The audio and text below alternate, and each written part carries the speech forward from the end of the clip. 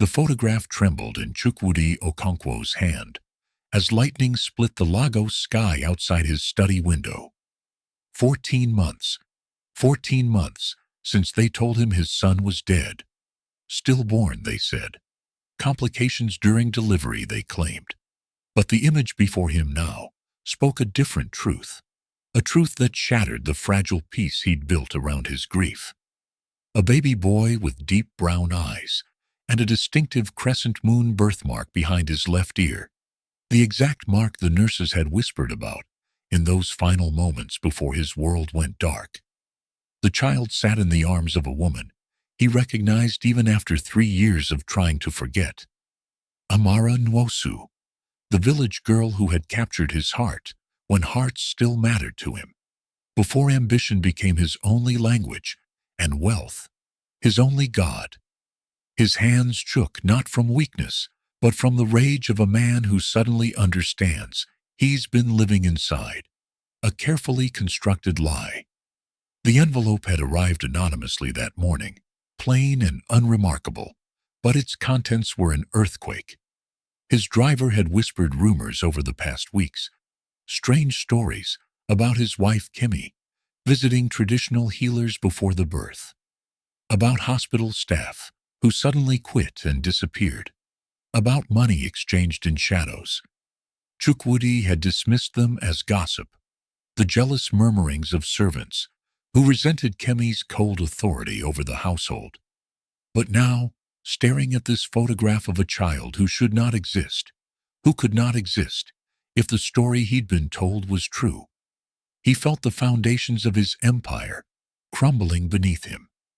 What good was all his wealth, all his power, all his industry and influence, if he couldn't protect the one thing that truly mattered? What kind of king builds castles while his own bloodline is stolen from under him? 3 years earlier, Chukwudi had been a different man. Or perhaps he'd simply been honest about who he truly was before the weight of expectations buried that honesty. He'd met Amara at a business conference in Enugu, of all places.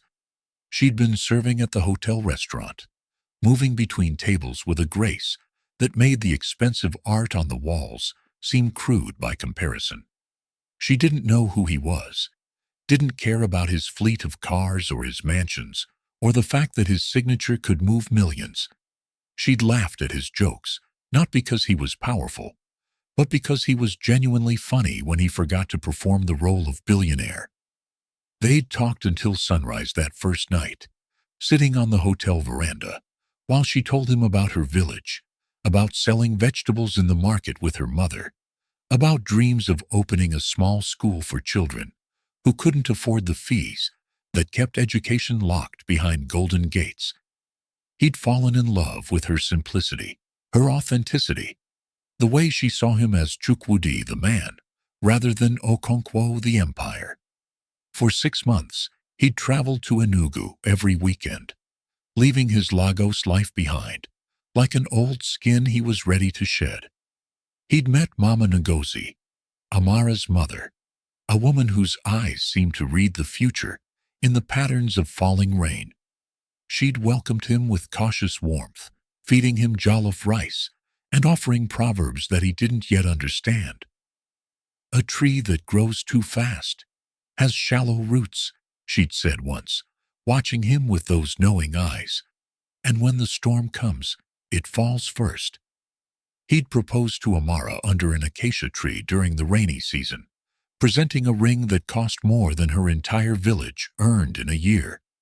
She'd cried and said yes, not because of the ring, but because she'd seen something in him worth saving. But then his family had intervened with the force of a military campaign, reminding him of obligations, of business alliances, of the fact that a man of his status couldn't marry a market woman, couldn't dilute the bloodline with village poverty. His mother had wept strategic tears. His father had threatened to disown him. His business partners had suggested he was having a crisis that needed managing. And slowly, methodically, they'd convinced him that love was a luxury he couldn't afford, that Amara was a beautiful dream, but dreams don't build dynasties. He'd gone back to Enugu one final time to end it, rehearsing the words like a business presentation, cold and clinical. Amara had known the moment she saw his face. She hadn't cried or begged or made it harder than it already was. She'd simply removed the ring, placed it in his palm, and said 7 words that would haunt him for years. "I hope your empire keeps you warm." Then she'd walked away through the market crowds, disappearing into the labyrinth of stalls and voices, and he'd let her go, because letting go was easier than fighting for something his world insisted was foolish. He'd never known she was pregnant. She'd discovered it 2 weeks after he left, and by then, he was already engaged to Kemi Adeyemi, a Lagos socialite whose family owned shipping companies and whose marriage to him merged 2 fortunes into something obscene. Amara had tried to reach him, letters returned unopened, calls blocked by assistants who protected him from distractions, messages that never made it past the fortress walls he'd built around his new life. So she'd raised the child alone, naming him Is, King. Because even if his father had abandoned royalty, the boy would know his worth. Mama Ngozi had supported her through pregnancy and birth, through sleepless nights and the whispered judgment of neighbors who counted months on their fingers. Amara had worked through it all, selling vegetables with Easy strapped to her back, singing to him the same songs her mother had sung to her, teaching him that love was wealth enough. She'd thought about Chukwudi often in those early days, wondered if he ever regretted his choice, if he ever lay awake in his mansion, thinking about the woman he'd traded for approval. But mostly she'd focused on survival, on giving Ize everything she could, despite having so little. And she'd never imagined that 14 months after giving birth to her son, hundreds of kilometers away in a Lagos hospital, Chukwudi was being told his own child was dead. The baby Kemi gave birth to had been a boy, healthy and screaming, with the fury of new life. Chukwudi had seen him for perhaps 3 minutes before the nurses whisked him away for standard procedures, explaining that they needed to run tests, perform measurements, ensure everything was perfect before bringing him back. Those 3 minutes had been enough to notice the birthmark, a small crescent moon behind the left ear, delicate as if painted by an artist's brush. The nurses had commented on it, called it distinctive, lucky even. Chukwudi had felt something shift in his chest in those moments, holding his son, feeling the weight of legacy and future pressed into his arms. This was what everything had been for. The sacrifices, the compromises, the abandonment of love for duty. This child would inherit not just wealth, but the lessons Chukwudi had learned about building kingdoms. But then the doctor had emerged hours later with a face drained of color, delivering words that made no sense. Complications, sudden failure, everything possible had been done. Deepest condolences. These things sometimes happen. The Lord giveth and taketh away. Kemi had been sedated, unconscious through it all. Waking to grief, she performed with the precision of a trained actress. They'd told him there would be no body to bury. Hospital policy for such cases, something about procedures he was too destroyed to question. Paperwork he signed in a daze while his world collapsed. He'd built a memorial garden in the mansion grounds, a place of marble and roses where he could mourn a son he'd barely known. And Kemi had consoled him with appropriate sorrow, holding him while he wept, whispering that they could try again, that God's timing was mysterious, that their love would overcome this tragedy. He'd almost believed her, almost believed that the coldness he felt from her was his own grief reflected back, that the way she controlled every aspect of their lives was simply her method of healing. But some part of him, the part that had loved Amara and known authentic warmth, had sensed the performance. He'd simply been too broken to investigate his own instincts. Now, Standing in his study with evidence of betrayal burning in his hands, Chukwudi felt 14 months of grief transform into something more dangerous: clarity.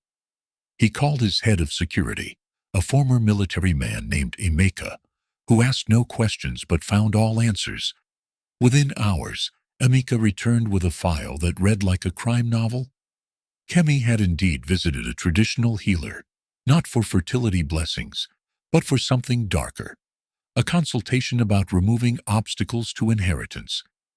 Hospital staff had received large cash payments from anonymous sources days before the birth. 2 nurses had quit immediately afterward and moved to different states with sudden wealth. A morgue attendant had been paid to falsify death records. And most damning of all, there were WhatsApp messages between Kemi and a woman known for arranging illegal adoptions, discussing the placement of a newborn boy with a distinctive birthmark. But something had gone wrong with their plan. The child was supposed to disappear into the adoption network, untraceable and lost forever. Instead, Amara's aunt, a woman named Ngozi, who worked in that same hospital's administrative wing, had recognized the baby's resemblance to photographs she'd seen of Chukwudi during his relationship with her niece. She'd suspected foul play when she heard the death announcement, and in a moment of courageous theft, she'd switched the baby meant for trafficking with another child, hiding Chukwudi's son in the hospital nursery until she could smuggle him out. Then she'd traveled to the village and placed the baby in Amara's arms with a story that seemed impossible. This was Chukwudi's son, born to another woman, but saved from evil, returned to his true bloodline through divine intervention. Amara had wept for hours, holding this child who carried the face of the man who'd broken her heart, understanding that her life had just become infinitely more complicated. She'd tried to contact Chukwudi again, but his fortress was impenetrable. So she'd made a choice. She would raise Easy as her own, protect him from whatever darkness had tried to steal him, and trust that truth eventually surfaces like oil on water. Chukwudi moved through the Lagos night like a man possessed by purpose. He didn't confront Kemi immediately. That would come. But first he needed to see his son, to confirm with his own eyes what the photograph promised.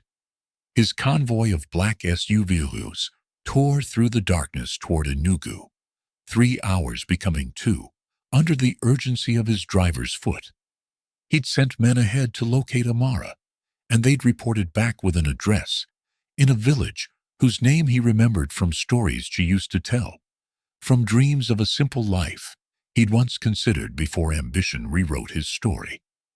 Dawn was breaking over red earth roads when they arrived, the village stirring to life with the sounds of roosters and morning prayers.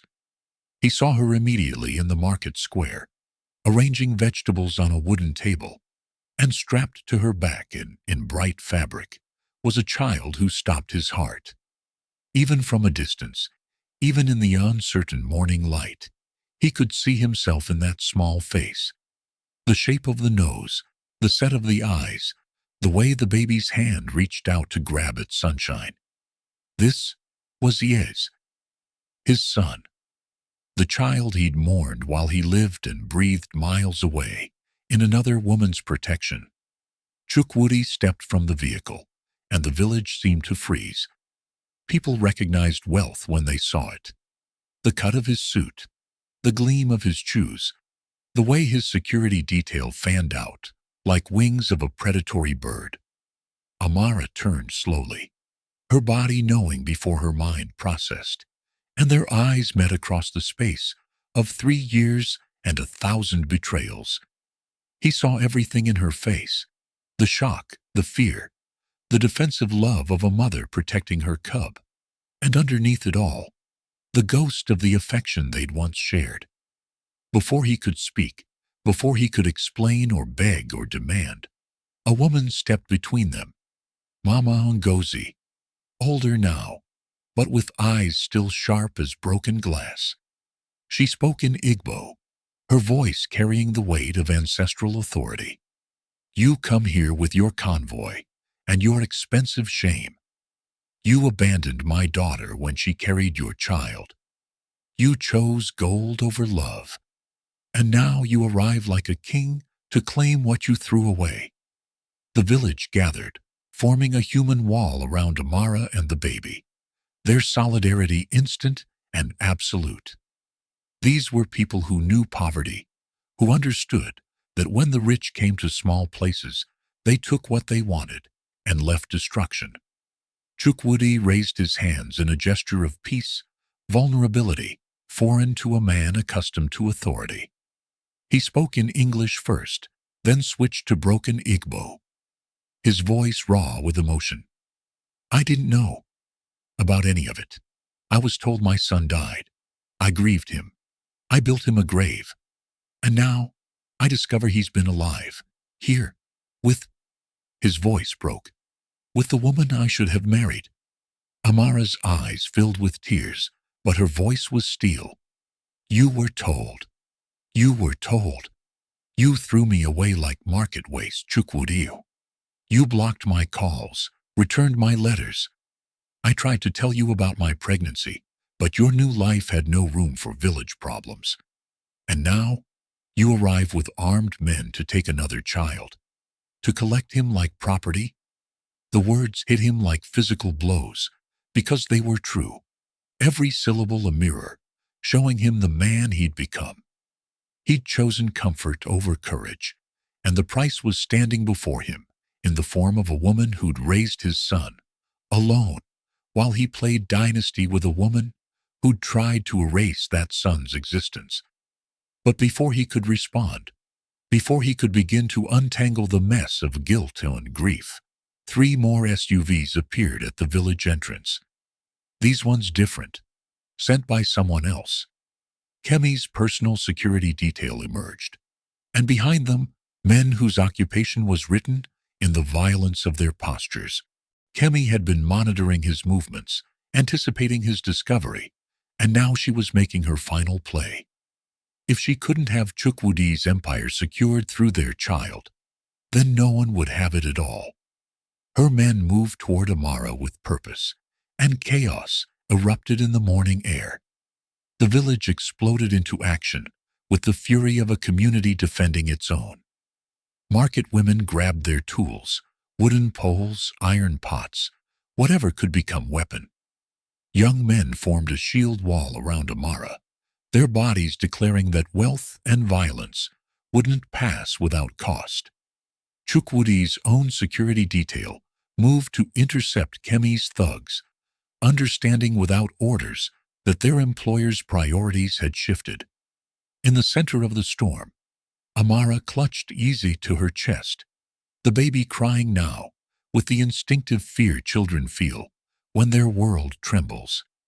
Chukwudi fought his way through the melee, not with fists, but with the sheer force of his voice, commanding everyone to stop, to stand down, roaring with an authority that came not from money, but from the desperation of a father who just found his son and refused to lose him again. The violence paused like a held breath, everyone frozen in tableau, raised weapons, clenched fists, protective embraces. Into this stillness, Chukwudi walked alone toward Amara, shedding his security like unnecessary armor. He stopped 3 feet from her, close enough to see the tiny birthmark behind Isa's ear, close enough to hear the baby's frightened whimpers. His voice, when he spoke, was stripped of all pretension, all the polish that wealth provides. I need to know the truth, all of it. And I'm asking, not demanding, not commanding. I'm asking if you'll let me take him to Lagos for a DNA test. Come with us. Bring your mother. Bring the entire village if you need to. But I have to know if this is my son, if everything I've been told is a lie. Amara looked to Mama Ngozi, the older woman's face unreadable as ancient stone. Finally, Mama Ngozi nodded once, speaking the proverb that would become this story's turning point. Truth is like palm wine. It rises to the surface, no matter how much you stir the pot. Let the test be done. Let the truth speak with its own mouth. The private hospital in Victoria Island had never seen such a strange procession. A billionaire, his security detail, a village woman carrying a baby, an elderly mother speaking in proverbs, and a crowd of witnesses who refused to be left behind. The DNA test was performed with clinical precision, blood drawn from Chukwudi's arm, and a gentle swab from Easy's mouth. The baby was remarkably calm through it all, his large eyes studying Chukwudi's face with the intensity of recognition that transcends memory. While they waited for results that would take hours to process, Chukwudi told Amara everything. About Kimmy's betrayal, about the fake death, about the 14 months he'd spent mourning a son who was alive. Amara listened in silence, processing the fact that while she'd been raising Izia in the village, Chukwudi had been grieving him in a mansion, both of them victims of the same crime. She told him about Aunt Ngozi's miraculous rescue, about the night she'd received a baby she thought was a gift from God, only to recognize Chukwudi's features in that tiny face and understand the cruelty of fate. They sat in the hospital's waiting room, like refugees from their own lives, surrounded by the village witnesses who'd appointed themselves guardians of truth. When the results finally came, delivered in a sealed envelope by a doctor whose discretion was legendary, Chukwudi's hands shook as he opened them.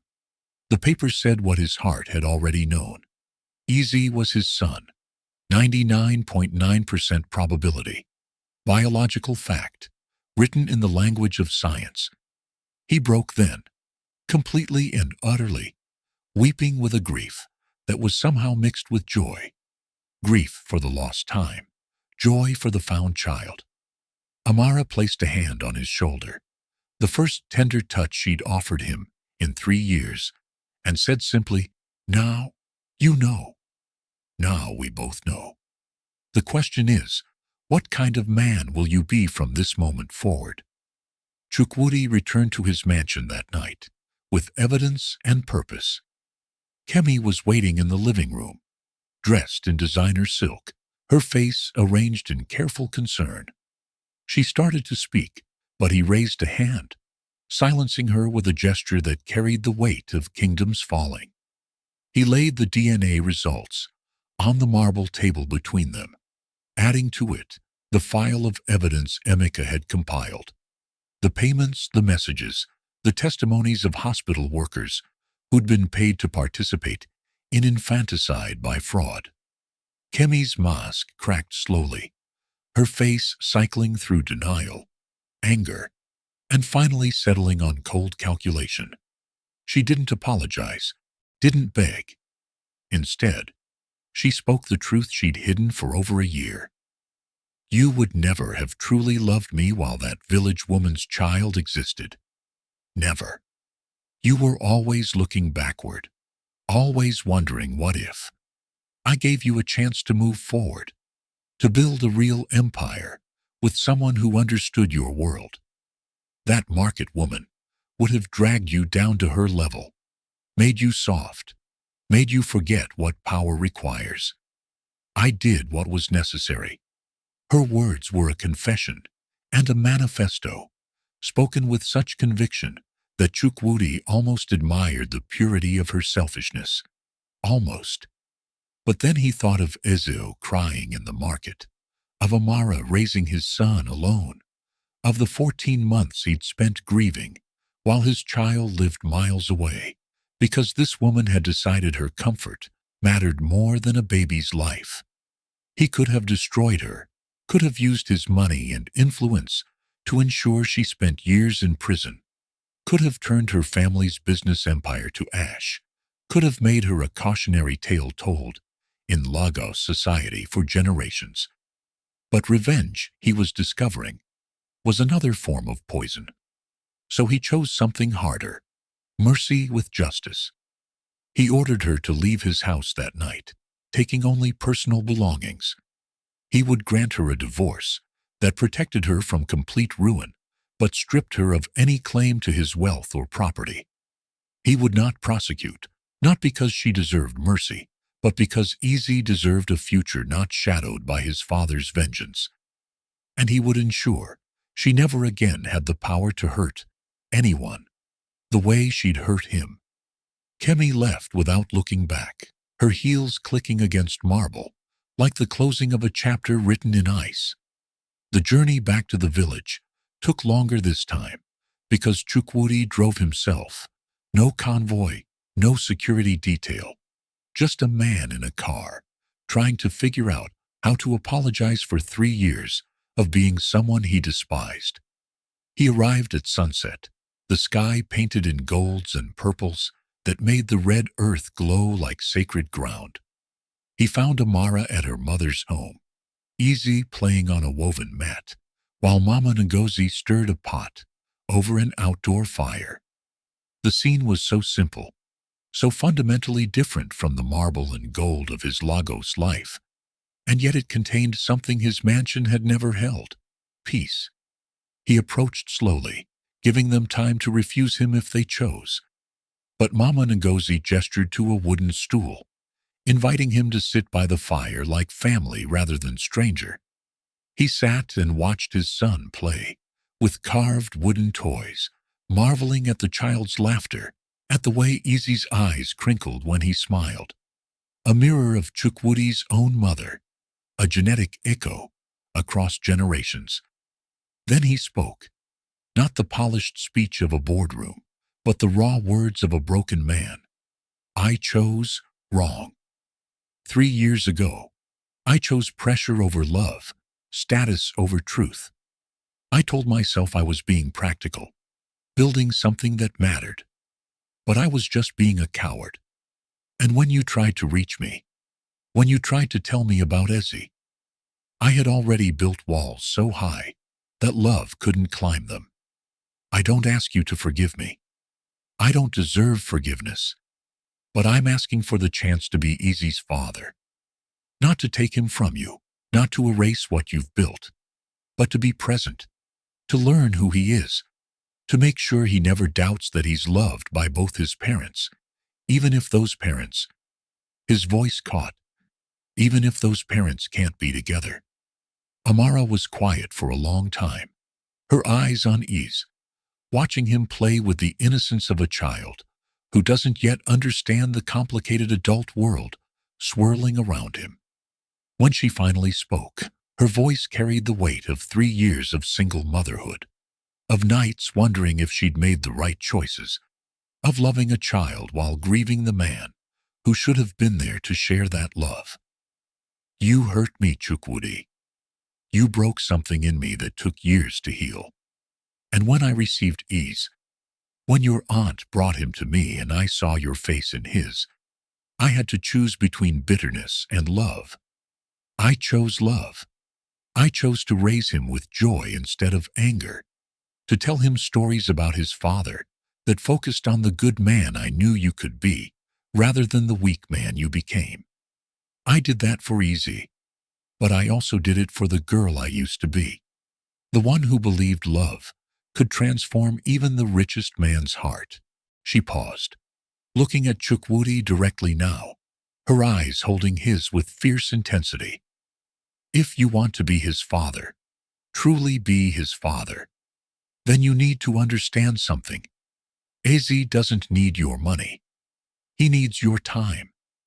He needs you to show up, not when it's convenient, not when your empire allows it, but consistently, reliably, like the sunrise.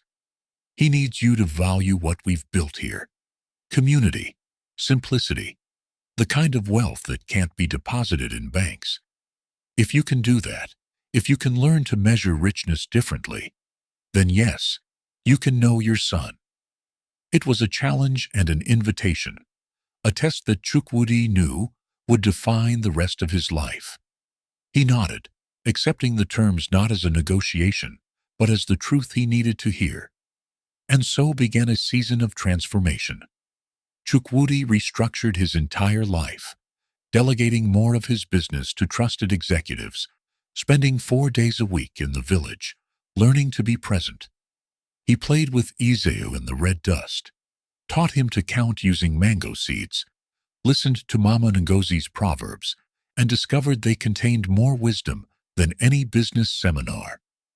He helped repair the village school, funded a clean water project, but did it quietly, without the fanfare that usually accompanied his charity. He learned to eat jollof rice with his hands, to laugh at simple jokes, to find joy in watching Easy chase chickens through the compound. And slowly, painfully, beautifully, he became someone Amara could trust again. Not as a lover, that bridge had burned, but as a partner in raising their son. 1 year later, the transformation was complete, but not in the way anyone expected. Chukwudi's empire still stood, still thrived, but he'd learned to see it differently, not as the measure of his worth, but as a tool to create change. Amara and Easy had moved to a modest but beautiful home on the outskirts of Lagos, close enough for Chukwudi to be present daily, but surrounded by community members from the village who'd relocated together, bringing their warmth and wisdom to the city. It wasn't a fairy tale reconciliation. Amara and Chukwudi weren't married, weren't even romantically involved, but they were family in the way that mattered. They co-parented with respect and growing friendship, both of them prioritizing Easy's happiness over their own complicated history. The boy thrived, growing into a joyful child who knew he was loved by 2 parents, 2 grandmothers counting Mama Ngozi, and an extended village that called him our prince. On Easy's 3rd birthday, they gathered under an acacia tree on Chukwudi's property. Not the mansion, but a smaller home he'd built, designed with Amara's input, filled with laughter instead of marble echoes. As the sun set, and Easy played with children from both his worlds, Chukwudi stood beside Amara, watching their son with the wonder of a man who'd been given a second chance. He thought about the journey, from billionaire to broken man to father, from empire to emptiness to purpose. He'd learned that true wealth wasn't measured in bank accounts or industry ownership, but in the trust of a child's smile, in the respect of a woman he'd once lost, in the wisdom of elders who saw through his expensive suits to the human underneath. Mama Ngozi approached them, her face creased with satisfaction, and spoke the final proverb. The richest man is not the one who has the most, but the one who needs the least to be whole. Chukwudi nodded, finally understanding what he'd spent years refusing to see, that everything he'd chased had been an elaborate distraction from the simple truth that love, presence, and integrity were the only inheritances worth leaving. As fireflies began to dance in the gathering darkness, and Easy's laughter rang out like bells, announcing redemption, Chukwudi felt something he hadn't experienced in years. Peace, earned not purchased, real not performed, the kind of wealth that fills empty hearts and transforms broken men into fathers worthy of their children's trust.